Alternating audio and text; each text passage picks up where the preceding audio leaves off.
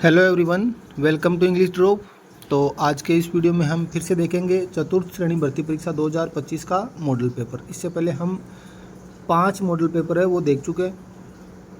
आज के इस वीडियो में हम बात करेंगे इंग्लिश के मॉडल पेपर के बारे में, जिसमें हम संभावित 15 क्वेश्चन है वो लेके चल रहे हैं। मतलब वो 15 क्वेश्चन यहाँ पर दिए गए हैं जिनसे रिलेटेड या जिनके आसपास हमें एग्जाम में क्वेश्चन पूछे जाएंगे। तो जो भी लोग 4th ग्रेड वैकेंसी की तैयारी कर रहे हैं वो एक बार इन क्वेश्चंस को देखेंगे और अपनी तैयारी को उसके अकॉर्डिंग आगे कंटिन्यू करेंगे। तो स्टार्ट करें। सबसे पहले हमें दिया क्वेश्चन नंबर फर्स्ट, लिखा है fill in the blank with the correct form of verb. मतलब हमें करेक्ट फॉर्म से क्वेश्चन पूछा है, टेंस से पूछा है। क्वेश्चन है do you blank something burning. देखो सेंटेंस किससे स्टार्ट हो रहा है, डू से। क्वेश्चन मार्क दिया हुआ है, मतलब डू हमारी हेल्पिंग वर्ब है और डू डज के बाद में हमेशा कौन सी फॉर्म आती है, फर्स्ट फॉर्म। तो हमें ऑप्शन में कौन सी फॉर्म देखनी है, फर्स्ट फॉर्म देखनी है। स्मेल्ट सेकंड फॉर्म है, स्मेलिंग फोर्थ फॉर्म आती है जो कि is am are was were उनके बाद में आती है प्रेजेंट कंटिन्यूस में। स्मेल फर्स्ट फॉर्म में यहाँ पर ऑप्शन नंबर सी में हमें दे रखी है और हमारा राइट आंसर हो जाएगा option number C, smell. Question number second है वो हमें दे रखा है choose the correct option that gives the passive voice form. मतलब हमें पैसिव वॉइस पूछा गया है। क्वेश्चन है हमारे सामने, क्वेश्चन दिया है दे मेड मी लाफ, ठीक है। और पैसिव वॉइस बनाते समय सबसे पहले हमें ध्यान रखना होता है कि जो हमारे पास ऑब्जेक्ट है हम उसको किस में चेंज करते हैं, सब्जेक्ट के अंदर। सबसे पहले हम ऑब्जेक्ट ढूंढेंगे और वर्ब के जस्ट बाद में जो भी वर्ड दिया हुआ होगा वो हम क्या मानते हैं, हमारा ऑब्जेक्ट होता है। तो ऑब्जेक्ट है हमारे पास में मी, उसको हम सब्जेक्ट में चेंज करेंगे। मी का सब्जेक्ट होता है आई। तो देखो जिस ऑप्शन में आई होगा वो देखेंगे। सबसे पहले लिखा आई मेड देम लाफ, ये हो सकता है। ऑप्शन नंबर बी, यहाँ पे दे दिया हुआ है, ये नहीं होगा। Option number C I was made to laugh, ये भी हो सकता है। और ऑप्शन नंबर डी में भी हमें क्या दिया हुआ है, दे। इसका मतलब ऑप्शन नंबर ए और डी डायरेक्ट क्या कर दिया, हमने कैंसिल कर दिया। अब हम बात करें ऑप्शन नंबर ए की, I made them laugh, they made me laugh. इसका मतलब है कि उन्होंने मुझे हंसने को मजबूर किया। तो उन्होंने मुझे किया, इसका मतलब आई मेड देम लाफ, मैंने उनको नहीं किया था। तो इसका मतलब ऑप्शन नंबर ए यहाँ पर कैंसिल हो जाएगा। ऑप्शन नंबर सी हमारा राइट आंसर हो जाएगा, I was made to laugh. और जब भी सब्जेक्ट हमारे पास दे या फिर वी दिया हुआ हो, पीपल दिया हुआ हो, चिल्ड्रन दिया हुआ हो, someone, somebody, anyone, no one, nobody, ये भी जब भी सब्जेक्ट हो तो उनको हम ऑब्जेक्ट में चेंज नहीं करते। इसलिए यहाँ पे दे हमने क्या कर दिया, कैंसिल कर दिया। क्वेश्चन नंबर थर्ड हमें दिया है change into direct speech. Indirect form हमें दी हुई है, किस में चेंज करना है, हमें डायरेक्ट फॉर्म के अंदर चेंज करना है इसको। He ordered me to lock the door, ये इम्पेरेटिव सेंटेंस है। कौन सा सेंटेंस है ये, इम्पेरेटिव सेंटेंस है। ही ऑर्डर्ड मी, उसने मुझे ऑर्डर दिया टू लॉक द डोर, क्या करने के लिए, दरवाज़ा लॉक करने के लिए। तो ही सेड टू देम, यहाँ पे देम तो हमारे पास ऑप्शन में ही नहीं है, तो ऑप्शन नंबर ए हमारा कैंसिल हो जाएगा। ऑप्शन नंबर बी है ही सेड टू देम, फिर से हमारे पास ऑब्जेक्ट देम दिया हुआ है, जबकि हमारे पास ऑब्जेक्ट में क्या दिया हुआ है, मी होना चाहिए। तो ही टेल्स मी, जबकि देखो ऑर्डर्ड है, पास्ट टेंस में है, तो ये भी किस में चाहिए, हमें पास्ट टेंस में चाहिए, ये भी हमारा कैंसिल हो जाएगा। ठीक है, he said to me lock the door, imperative sentence जब वर्ब की फर्स्ट फॉर्म से स्टार्ट हो तब यहाँ पे ऑर्डर्ड, सजेस्टेड, रिक्वेस्टेड वो वाले वर्ड आते हैं। तो हमारा ऑप्शन नंबर डी यहाँ पे करेक्ट आंसर हो जाएगा। नेक्स्ट हम बात करें क्वेश्चन नंबर 4 में लिखा है blank of them knew the answer, fill in the blank with the correct determiner. Determiner का यूज करना है। क्वेश्चन हमारे पास of them knew the answer, मतलब उनमें से कोई होगा जो आंसर जानता होगा। नो का मतलब नहीं, ये तो कोई डिटरमाइनर नहीं होता। नन, मच और लिटिल, ऑफ देम की बात हो रही थी, उनमें से कोई एक। देखो मच और लिटिल हमेशा अनकाउंटेबल नाउन के लिए यूज किया जाता है। हमारे पास ऑप्शन नंबर बचा है बी, जिसमें लिखा है none of them know the answer, की उनमें से कोई भी आंसर नहीं जानता था। ऑप्शन नंबर बी हमारा राइट आंसर हो जाएगा। नेक्स्ट क्वेश्चन है हमारे पास क्वेश्चन नंबर 5, जिसमें लिखा है fill in the blank with correct determiner. फिर से हमें डिटरमाइनर का क्वेश्चन पूछा है। Blank who couldn't walk to the shrine on the hill, कि जो हिल के ऊपर एक जो मंदिर बना हुआ था वहाँ पे नहीं चल सका। वेंट ऑन हॉर्स बैक, जो नहीं चल पा रहा था वो घोड़े की पीठ पे बैठ के गया था। दैट सिंगुलर के लिए आता है। दीज का मतलब इनके लिए, देम का मतलब ये ऑब्जेक्ट के रूप में यूज किया जाता है। अब बचा हमारे पास में दीज और दोज, इनके लिए, और दोज उन लोगों के लिए। मतलब जो ज़्यादा हो, प्लूरल हो और दूर की बात हो या फिर पास्ट की बात हो, तब हम किसका यूज करते हैं, दोज का यूज करते हैं। तो हमारे पास यहाँ पे ऑप्शन नंबर डी है, वो हमारा राइट आंसर हो जाएगा। Option number D, those. Next question है he eats a lot of और राइस, ब्लैंक दिया है।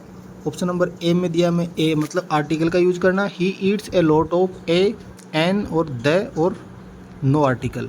तो देखो राइस अनकाउंटेबल नाउन है तो ए और एन का यूज नहीं होगा, द का यूज हमेशा किसी स्पेशल चीज़ के लिए किया जाता है। यहाँ पे option number D no article यहाँ पर आ जाएगा, ऑप्शन नंबर डी हमारा राइट आंसर हो जाएगा।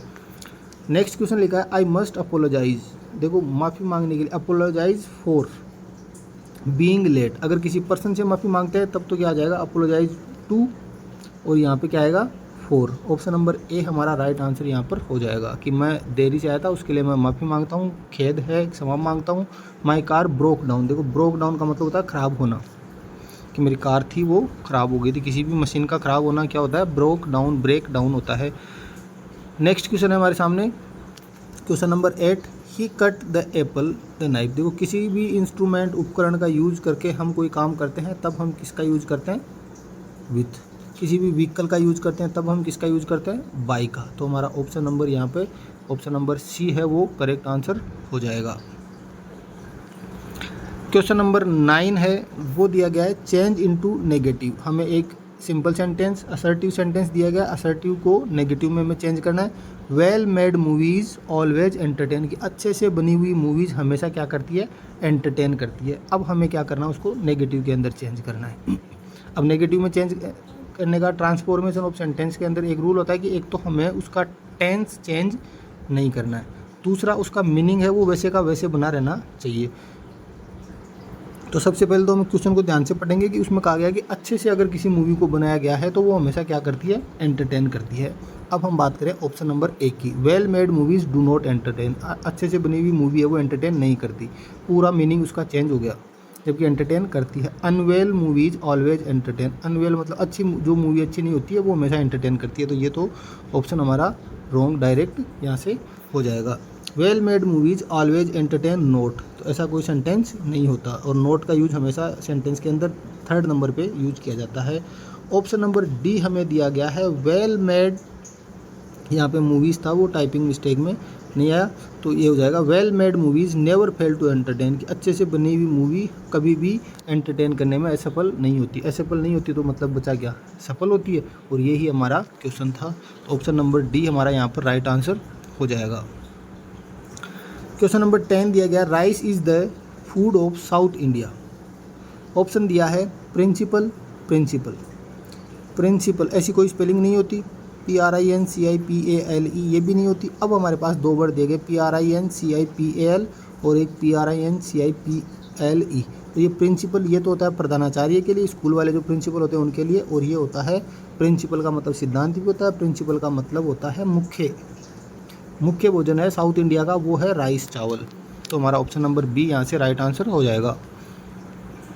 नेक्स्ट क्वेश्चन दिया गया है choose the correct translation, translation करना है, हिंदी दी हुई है, हिंदी टू इंग्लिश हमें ट्रांसलेट करना है। हमने नाश्ता कर लिया है मतलब अभी काम पूरा हुआ है, मतलब प्रेजेंट परफेक्ट का यूज हमें करना है। वी आर हैविंग और ब्रेकफास्ट, हम अभी हमारा नाश्ता कर रहे हैं नहीं होगा। वी हैड और ब्रेकफास्ट, कि हमने हमारा नाश्ता कर लिया था, ये पास्ट में चला जाएगा, ये भी नहीं होगा।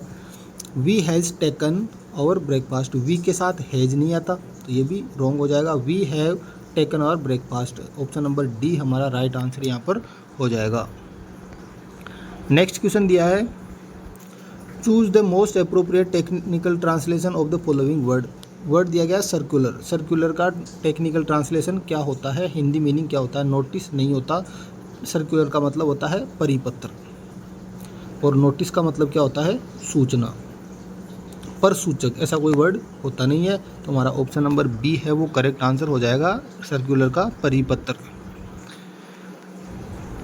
नेक्स्ट क्वेश्चन है question number 13 each of them present, देखो प्रेजेंट है उपस्थित है, कौन है उनमें से प्रत्येक, प्रत्येक का मतलब एक आ रहा है, एक का मतलब सिंगुलर की बात होगी, वर नहीं आएगा, आर प्लूरल के लिए आता है, वॉज आ जाएगा, नन ऑफ देम नहीं है, हमारा ऑप्शन नंबर सी यहाँ से राइट आंसर हो जाएगा।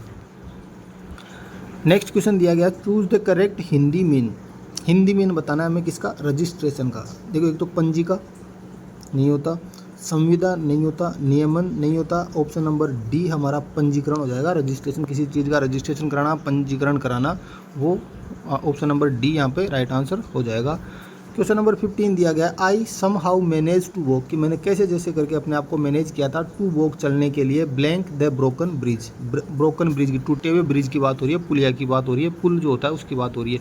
ऑफ नहीं होता, और किसी भी ब्रिज को, पुलिया को पार करना, क्रॉस करना, एक्रॉस प्रीपोजिशन का यूज किया जाता है। यहाँ पे क्या हो जाएगा, ऑप्शन नंबर सी एक्रॉस हमारा राइट आंसर हो जाएगा। तो ये थे हमारे 15 क्वेश्चन। उम्मीद है आपको ये क्वेश्चन अच्छे से समझ आए होंगे और आपकी तैयारी का आपको पता चला होगा। तो नेक्स्ट वीडियो में नए पेपर के साथ फिर से मिलेंगे, तब तक के लिए गुड बाय, थैंक यू।